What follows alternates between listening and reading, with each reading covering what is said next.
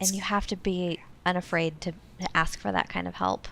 Because, I mean, if you think about it, I mean, for me at least, I'm just like an amalgamation of every cool person I've ever met in my whole life. You know, I've taken the mannerisms, the vernacular, the drive, the ambition of the people that I admire. And so, like, I think that's like a very human thing, right? That's why we're tribal, Yeah. you know, we multiply off of each other.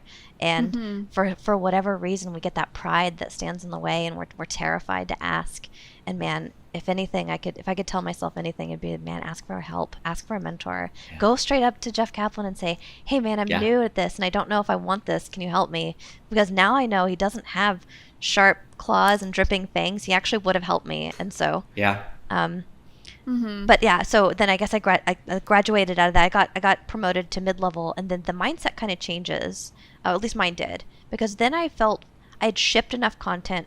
It had gone live, gotten enough like positive feedback. I've had like bad things happen. Obviously, we've all had misses in our career. Hey, I only crashed with Northrend about 16 times in the first day of launch. So Oh, Winter Grasp, great job. winter grasp. Yep, divide by zero error.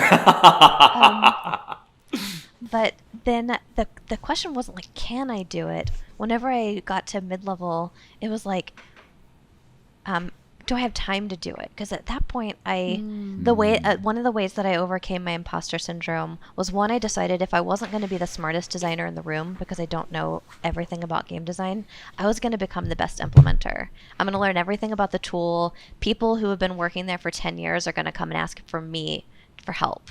And that's whenever I cured myself of my imposter syndrome. When someone who was very senior on the team, the aforementioned Jeff Goodman, said like, how would you implement this thing? I was like, yes, I'm good at something. You were sharing a pit with him, right? You were part of the actual encounter designer pit at that point. Yep, Right? we all worked together. And I also decided like, if I might not be the like most inspired person on the team. I might not have all the ideas or have all the authority, but I'll be the easiest to talk to.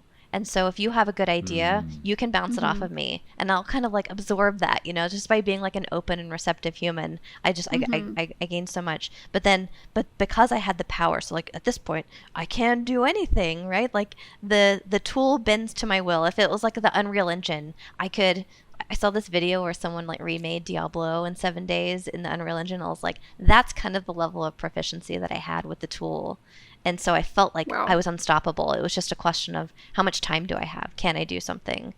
But then when you get to senior levels, that's when you start asking like, should I do something? Like, should I put in this like Yeah. wild and crazy game mechanic that is actually kind of divorced to the rest of WoW's gameplay? And as a mid-level, you're thinking, hell yes, I want that challenge. I want that prestige. power. Stop me. I dare you, right? Like you have all this confidence.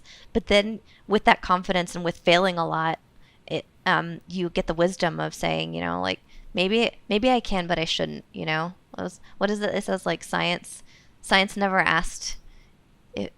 Science always Right. asked if they could, never if they should, or something like that. Yeah, there's actually I have a Wyatt quote that I think is really applicable to this power arc, and he's like, when you're associate designer, we hand you one of those little squirt guns full of water. You can pull the trigger on it as much as you want, but you're not going to do too much damage. You get to associate, we're handing you, all right, here's like a AK-47. Use it wisely. We're going to ask you if you ever fire it, right? You get to senior, and now you've got a heavy 6-bullet Magnum, right? And you can really do some damage, but shouldn't fire it too often. And when you become a director, we hand you a sniper rifle. You can kill absolutely anything from any distance, but every time you pull the trigger, everyone in the team is going to be terrified and scared that they're next. So you'd be really damn sure when you pull that trigger.